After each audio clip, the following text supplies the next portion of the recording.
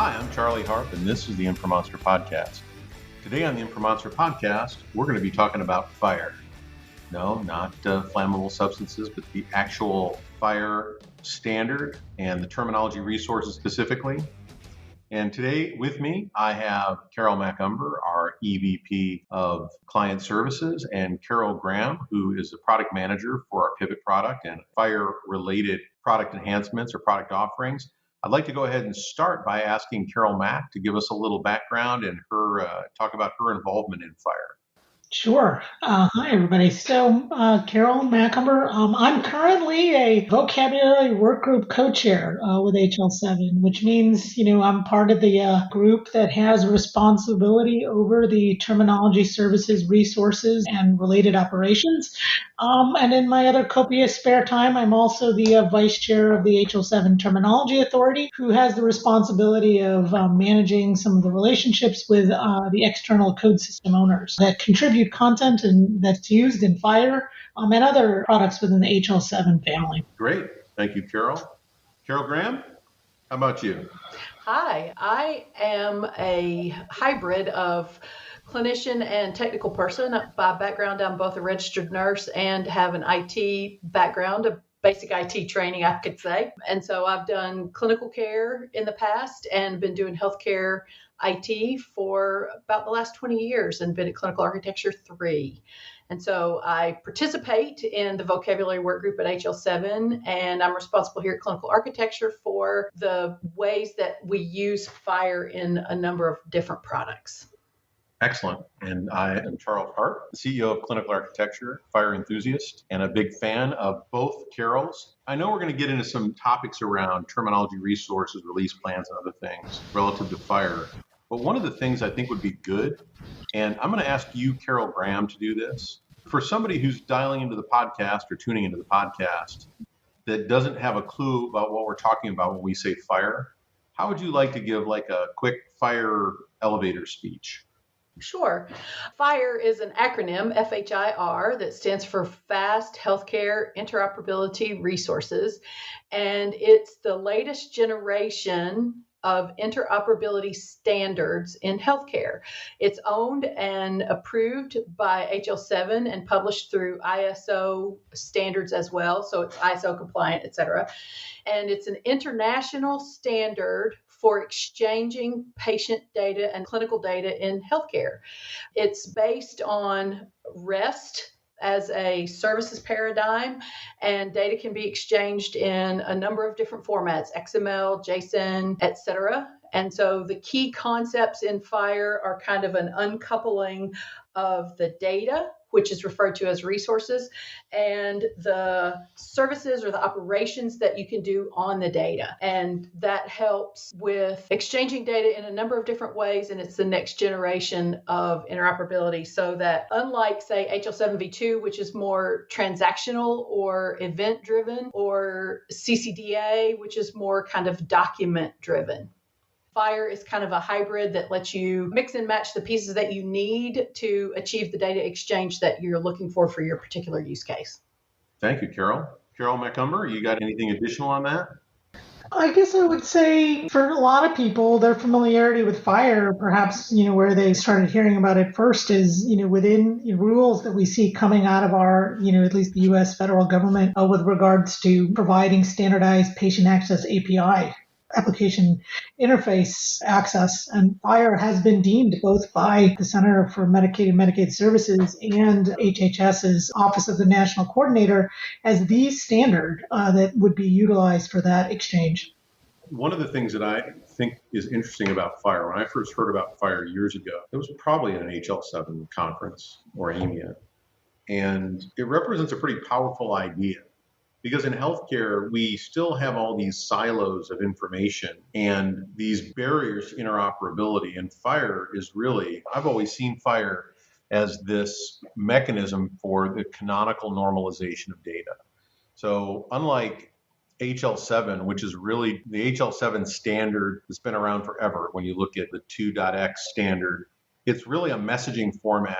And you have a message and the message has a purpose, and you bundle things up in the message. There's a lot of wiggle room in the messages, the segments. It's a container for moving information, It's a little bit different than FHIR, because a lot of people, I think, get hung up on, well, how is it different than HL7? And you guys correct me if you think I'm wrong, but to me, what FHIR tries to do, as opposed to saying, here's a container to send a message about a thing that you want to do, FHIR is really saying, take the data that you have in your system when I need it, and here's a standard canonical representation that I want you to put it in so that we're all talking the same thing, the same bits for this type of data, as opposed to here's a container to put your data into. Does that make sense, or do you guys think I'm way off base? I mean, I think that makes sense. And one of the differentiating factors, and I think part of the reason that people or implementers kind of love, the approach that FHIR's taken in terms of how the standard is being developed, really is a focus on implementation and implementers and applying this like 80-20 rule when assessing, what changes should or could or would be made to FHIR. The fact that it's an international standard that allows for extensibility and extensions brings it to the table as something that can transcend borders, I suppose, but still provide a standardized way to exchange healthcare information. Well, it's got, Graham Grieve, it has very pragmatic roots. It wasn't like some standards that kind of evolved out of a group of people saying, hey, we want to do this. FHIR actually evolved out of somebody trying to solve an actual problem, and then it kind of evolved from there. Okay. Well, on our agenda, one of the things we have is FHIR terminology resources and what's next. Who wants to take a crack at that one?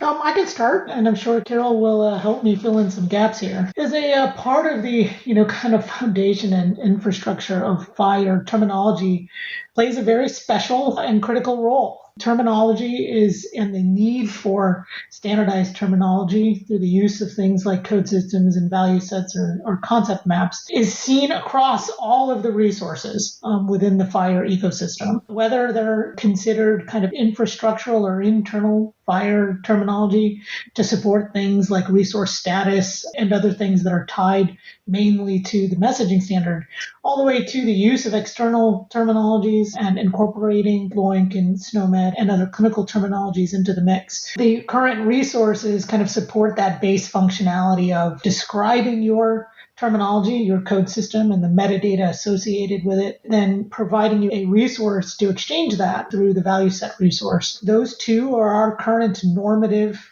resources within FHIR, where we're looking to then next kind of bring, the reality of concept map and ability to associate concepts from different code systems with each other to the next probably normative release. So not necessarily this interim one that's being planned, but into the next normative release as we within the vocabulary work group kind of see that as being fundamental. The operations, some may find, are too basic in terms of what they allow you to do with a conformant FHIR terminology service. We might be talking about that kind of here as part of the podcast.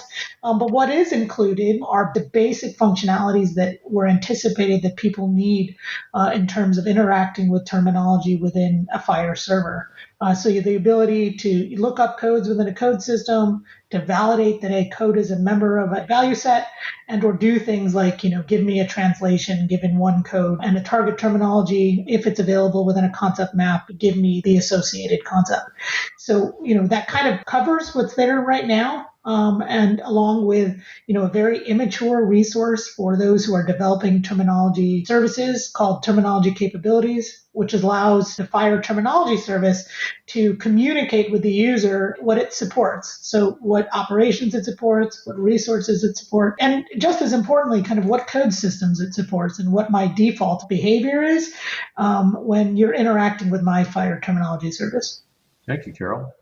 Carol Graham, as the person that tries to make sure that we're staying current with our products dealing with FHIR as a terminology service vendor, what do you think are some of the challenges and some of the things that are interesting about us trying to replicate or work with the FHIR terminology standard? One of the challenges that we as a vendor face is sort of what Carol alluded to, and I'm going to build on it a little bit, is that as a terminology company or terminology and semantic interoperability experts, we have certain ways that are fairly robust and fine-grained of implementing our terminology management. And so one of the challenges is aligning what we have with what FHIR offers. Obviously, I feel like we've been able to do that fairly successfully, or I wouldn't be doing what I do. But that's one of the challenges. And the thing that I think is more interesting, though, is ways that FHIR enables a lot of new kinds of applications that are really fast and easy to stand up. And so think about the interoperability of wearable devices being able to send patient monitored data into a clinical application, or to even integrate with a clinical data repository so that patients have their data there on their mobile device to be able to take with them to an appointment with a doctor or other provider. Or think about very specialized uses. Some of the things that we learn about at, say, FHIR Dev Days, where people who've never done clinical programming before, but they have lived with type 1 diabetes all their life, and they're able to quickly integrate information from their monitoring device with information from their insulin pump and create a very customized and highly functional application that can be verified and deployed very quickly. And FHIR has enabled that in ways that its predecessors just couldn't do. And I think that's also really interesting. Thank you. So when we look at the future of FHIR, FHIR had kind of a slow burn, if you'll pardon the pun, in the beginning. The most interesting thing about FHIR to me is the rallying cry. People see it as a way to leverage information across the silos of healthcare. And I think one of the things that drives adoption of standards like FHIR is an ecosystem. So one of the reasons why I think FHIR has gotten a lot of interest and attention is because it allows for people that are developing applications that help, represent data and share data, are able to build things they can sell into the FHIR ecosystem, which is powerful and also drives adoption and kind of pushing the system vendors to try to do a better job of being able to work with FHIR and interact with FHIR. One of the things that I think for some people is a struggle is the release cycle process for FHIR. I was on the phone with somebody the other day who's, building something that supports, DTSU2, and we're currently staring down the barrel of R5. And so I guess my question would be, based upon what you guys know with FHIR and their release plans, when do you think it's going to slow down a little bit, or what are your thoughts on their release process in general? Yeah, I think it's all about perspective, right? So some may think, God, the standards world moves so slowly, it's monolithic, and why in the world does it take years to go from one version to another? Whereas others who maybe have a little bit more practical experience implementing the standards realize that programming change costs money. And certainly also makes an assumption that others are moving to another version at the same pace that you are. Otherwise, the interoperability really isn't there.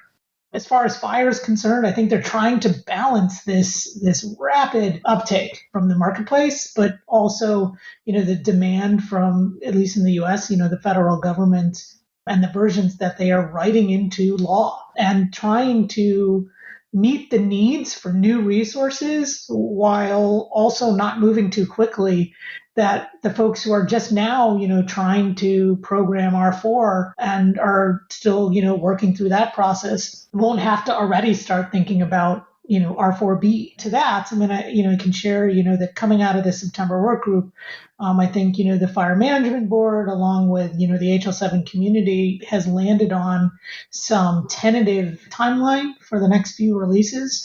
And the next one is actually kind of an interim R4B that has been born of the need for some new resources within the medication space, pharmacy, right? So medication definition, along with some evidence-based medication resources.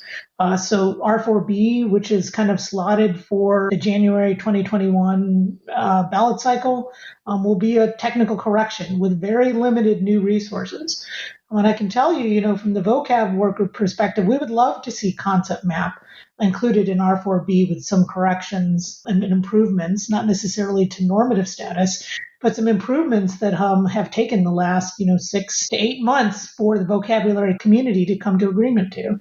The prospect of waiting for R5, which would start somewhere around the May 2021 ballot for content feedback, and not be into normative and STU cycles until September 2021. So that's a year out from now, and not published until, Q2 of 2022 is somewhat daunting. It has to be. And I think they're doing a decent job of trying to balance those needs with the fact that the industry, can't deal with or keep up with any churn faster than that.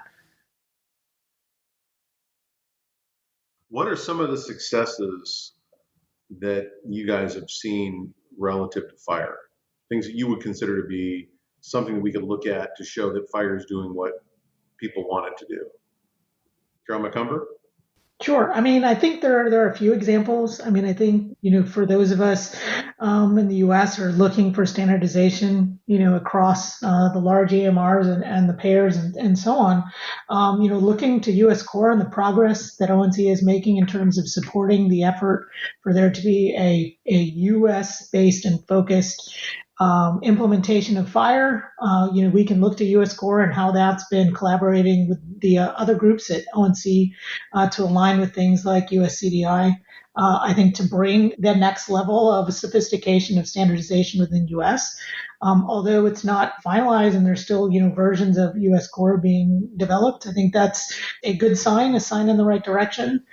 Just the reality that was brought to light with COVID and how we aren't quite ready to not only take in data, standardize, analyze it, and share it in real time with a pandemic in play, I think is a motivator for a lot of people. I think I read an article recently, that kind of talked about how terminology and standards are at the core of improving decision-making and reporting of patient data across that care continuum.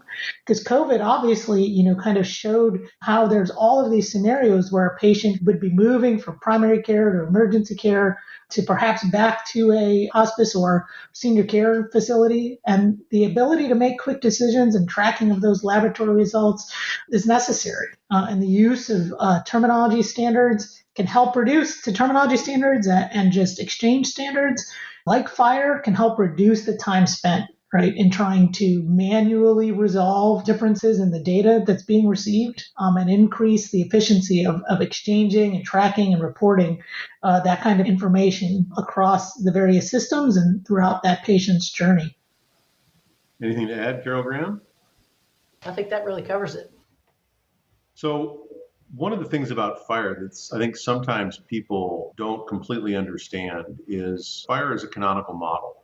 It basically lays out, this is what a resource is, and this is what we expect to be in it. And then you have the value sets and the content that is expected in FHIR.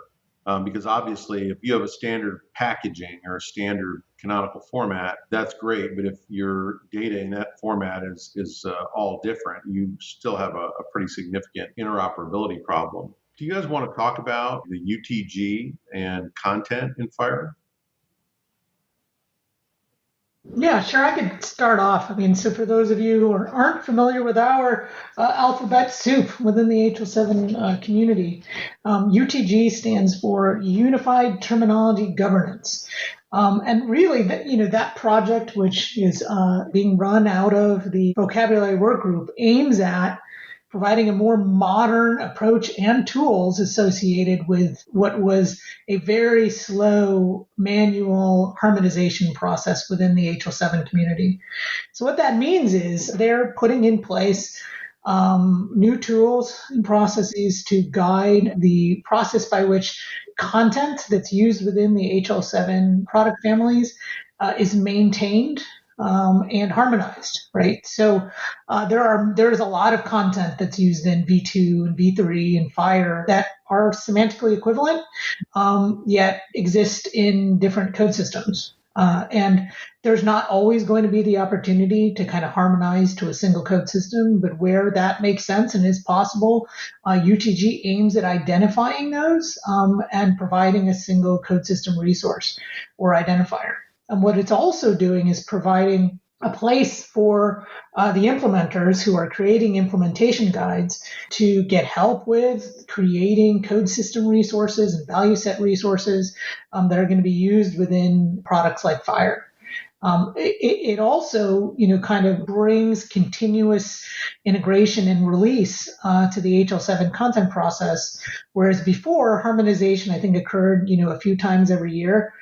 Which meant if you missed the latest harmonization cycle, it would take months for you to be able to make and get approved changes to some of the HL7 code systems. With modernization comes a lot of advantages, but also it raises new questions, for folks, including us and Carol in particular, about how do you manage content coming out of UTG? And when is the most appropriate time to pick up a new build and integrate into your terminology server? So, I think there's lots of opportunities for people to take a look at UTG and what's being planned and coming out of HL7 and provide some feedback from boots on the ground and people implementing terminology services about how that content can be packaged and consumed.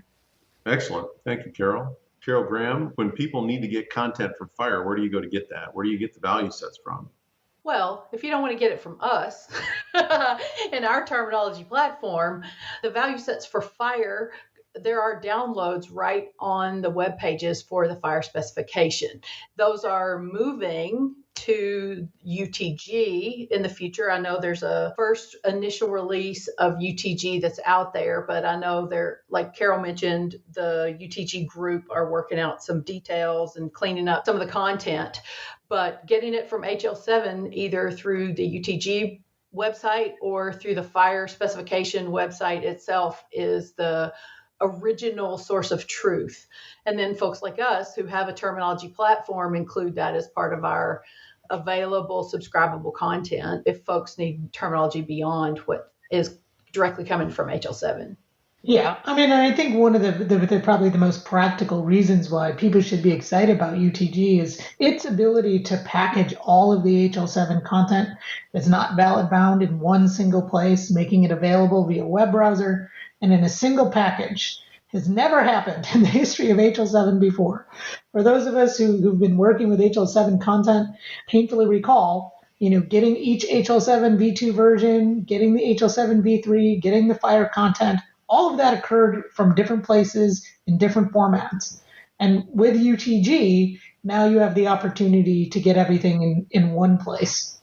But let me ask a question about that, because you guys know a lot more about this, but is the intent of UTG, so you have the intentional and extensional value sets, the ones that are based on a specific set of codes, and the ones that are really based upon subsetting ontologies based on a set of rules. Some content updates very frequently. I don't imagine that the UTG is going to spin up subsets whenever a terminology update happens. Are they just going to maintain the rules and expect the people that are using the data to actually spin the rule-based value sets, or are they planning on keeping that current? What do you know about that? So for the value set piece, it's not the intent for UTG to act as a live terminology service by which new expansions would be generated. It's more of a repository to represent the versions of those value sets that have been published. Right? So if within an implementation guide, a value set has been defined as an enumerated list, it is then, included within the UTG repository. And when it's updated by the owners of that implementation guide, because it's published a new version, then the new value set would be registered and versioned within UTG. A lot of the code systems that are utilized within HL7 products, especially within the finance and payer area, contain references to proprietary content, in which case the only thing that exists within UTG is, the code system resource that represents the metadata associated with that external proprietary code system, along with its unique identifier to ensure consistency across HL7 implementations, and a naming system resource, which we haven't really talked about previously, that allows for alternative identifiers, including things like voids. So earlier I talked about success stories with FHIR. We see a lot of excitement with FHIR, and people are starting to think about using it as a persistent messaging function and not just kind of this ad hoc request. And I might say these wrong, so you guys can jump in and help me, but you've got FHIR casting, where it's kind of a consistent FHIR communication between two systems. And, I'm sure there are plans to continue to enhance and add resources. But when you think about FHIR and you think about, let's say, the next couple of years, do you guys have any thoughts about what types of things will get spun up or be developed in FHIR to help solve some of these problems we have in healthcare? A lot of people, when you start talking about FHIR, they have concerns around, kind of scalability, right? It's fine in theory to have, like a patient resource and being able to exchange that. But in reality, you're exchanging millions of these, and, so how does FHIR scale? And I think there are some kind of efforts that are being led either through government initiatives or within the FHIR community to kind of address that concern about scalability.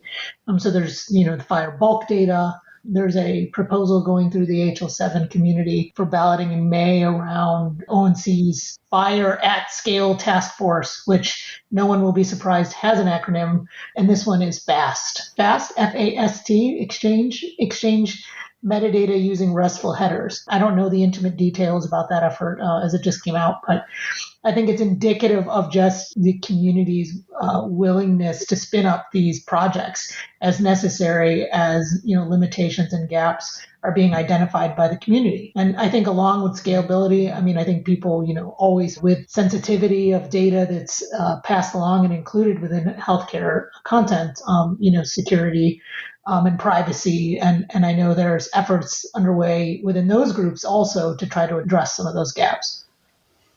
And maybe something about provenance as well. That's becoming more and more at issue, and certainly FHIR's trying to help address that. The more interoperability, the more data we exchange from the more places, the more redundancy that there is, the more important that provenance becomes in authenticating the data and knowing that we got the most current right thing from the place it came from.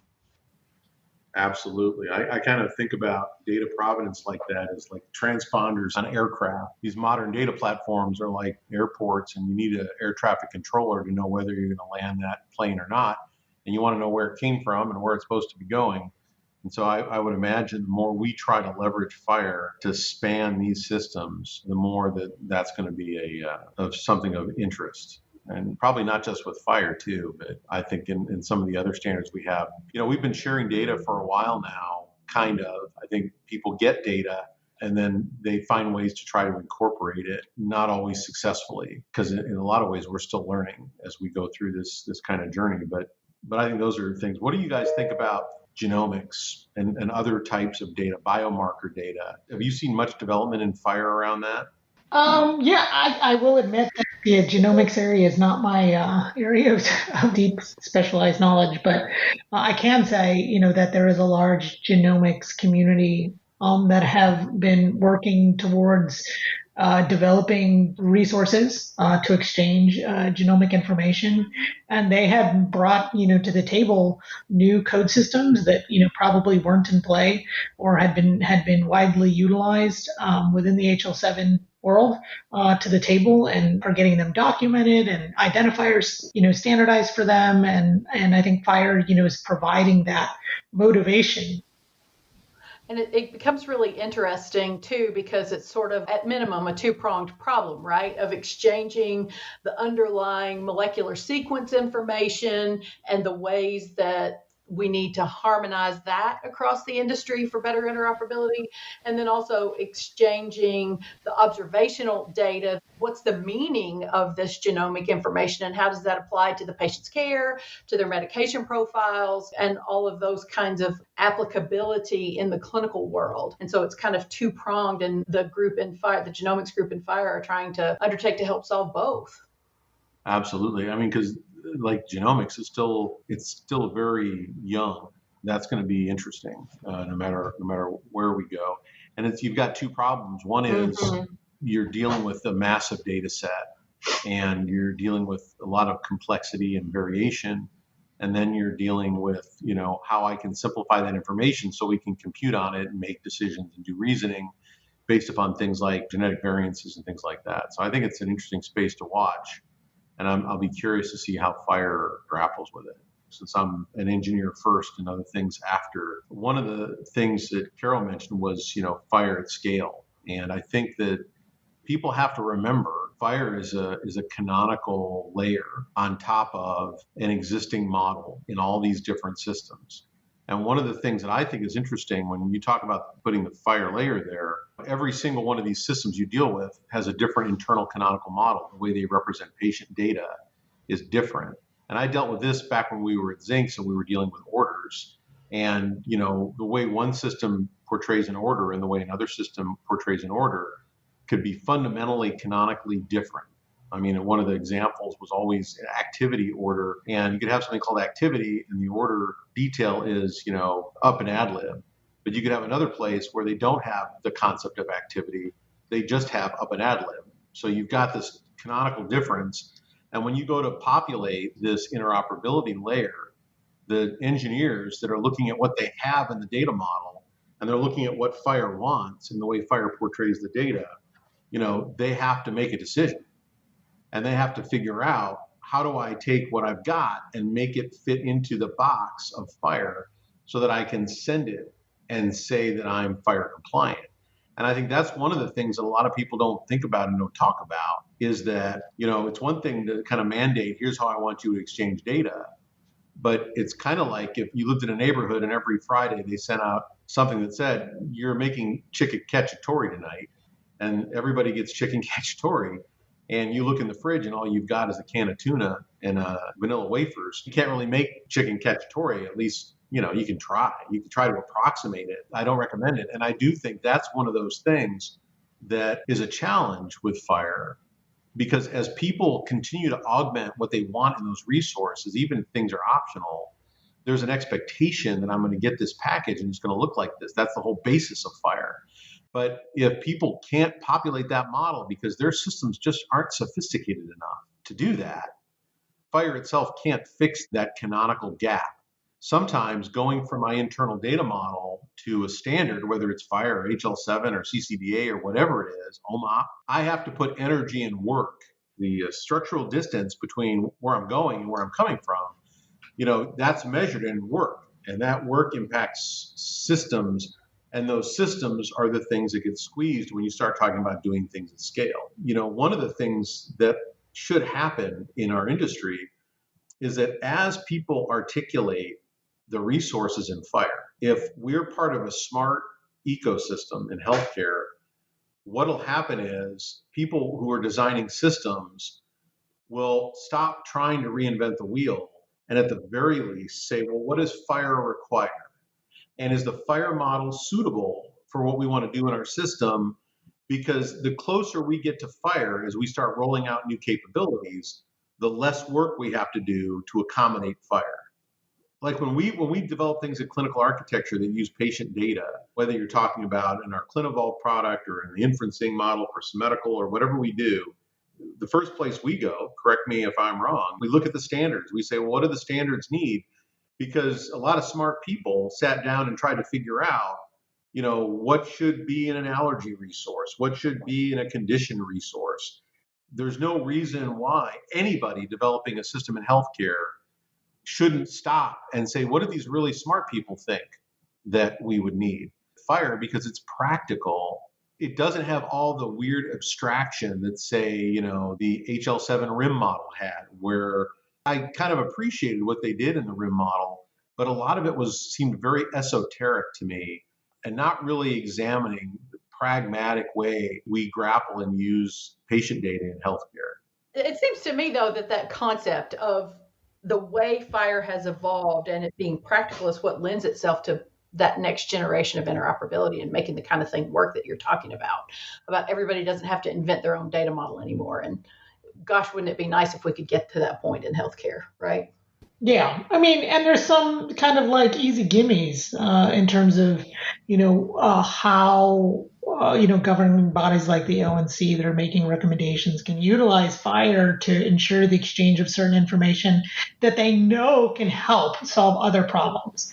Right. I mean, I think one of those examples is, in the final version of the rule, it might have been, the ONC added additional data elements or requirements that will make patient matching easier. Right.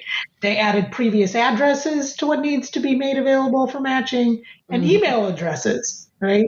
So it's almost like I've had the same Hotmail address since I was 17. I've lived in 10 different places probably since then. But that email address has followed me around. At what point is that something that's starting to be considered? But the combination of the ONC rule and the APIs and the FHIR resources that contain that information could make that possible, right? For people to say, hey, let's try to use email addresses to help go through the process of patient matching. Sure. I think the only challenge is people giving real email addresses at that point. Well, of course. Well, yeah, but hey, if you're going to lie about your address or your email address, I mean, nothing's going to help us. Nothing's going to help us standardize that. I'm much more likely to give a wrong phone number or email address on my little barcode card that goes at the grocery store than I am to my doctor. Yeah. I want my doctor. I want her to be able to reach me. Yeah, and I think email addresses. I mean, there's some there because a lot of times that's what you use as your login to your patient portal. So it doesn't. Exactly. Unless you're got 7 different identities, it doesn't behoove you to provide erroneous emails. Obviously, still some issues there, but just kind of an example of. I mean, you're talking about. There's a lot of things that we tend to get stuck in a rut. It's like refactoring software. Occasionally, you look at what you're doing, and you're saying, wait a minute, that just doesn't make sense anymore. The world has changed. We're missing the boat because we're stuck in this rut of looking at things in a very particular way. It's absolutely correct and true. Carol, you're the product manager for our lovely FHIR terminology services at Clinical Architecture and the initiatives we have around that. You want to talk about that a little bit? Sure. One of the things that we undertook to do when we built FHIR Terminology Services is to give that standardized interface into the services. So obviously, folks who are familiar with our Semedical platform know that we have a very robust suite of APIs, but we also wanted to accommodate that space where customers might want to have an industry standard mechanism for interacting with our terminology services.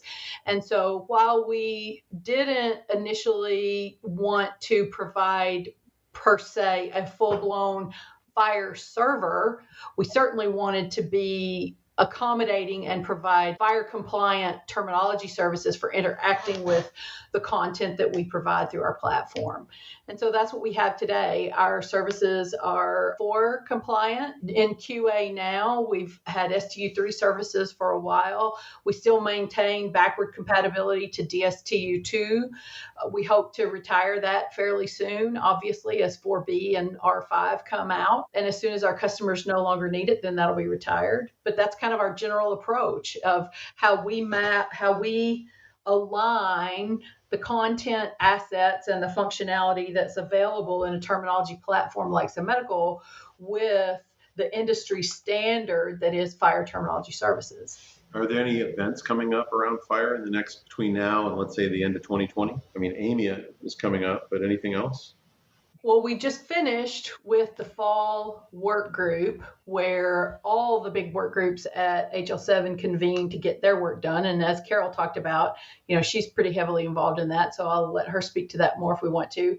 There's a FHIR Dev Days coming up.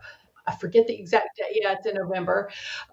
We always participate in that as an attendee. Sometimes we also present and sometimes we engage at the workgroup connectathons. We did not do that this year because we didn't have a new product to engage with at the connectathon. But those are the HL7 specific events that are coming up. What else would you say, Carol Mack? I guess just the January meeting. I mean, it seems far off, but the 3 months in between, working group meetings and official Fire Connectathons go pretty quickly. Yes, it does. And I mean, obviously, we have a new product in the pipeline that's FHIR enabled. So at some point, we may talk about that at one of the Connectathons or other industry meetings. So we won't be invisible at all of those going forward. Yeah, and I'll use this opportunity, to put my HL7 volunteer and vocab co-chair hat on to encourage any of our listeners here to participate in the FHIR Connectathon and encourage their friends and family to provide their use cases to the terminology services track. Often we kind of joke when those meetings are in person, myself or Rob Howsam or Rob McClure will get up in front of everybody and say, "We know you're all using terminology." But you're not interacting with terminology services. We will buy you a beverage of your choice if you do so. Sometimes we get lucky. A lot of times if people show up, the developers show up at those connectathons and they're very focused on their particular implementation and their use case and, proving conformance to the standard and are less focused on, the standardization and the appropriate use of terminology resources. I think eventually, within the organizations, they get to that portion and they think through that process.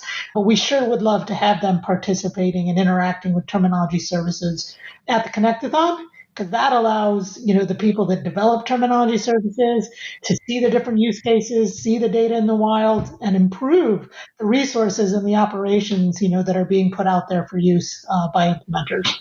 Excellent. Well, anything else either one of you folks would like to put out there before we wrap this up?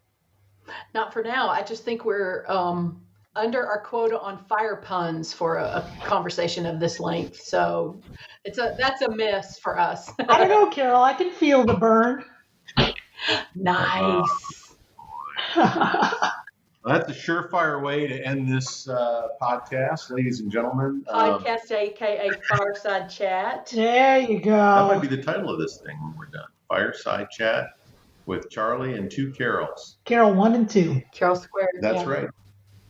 I really appreciate you guys taking the time, and I'm very grateful to have both of you out there representing us and doing your part to make FHIR better and help the industry do a better job of making the most of the data that we're pushing around. So thank you to Carol, and thank you to everybody for listening. I am Charlie Harp, and this has been the Informonster Podcast. Thank you very much.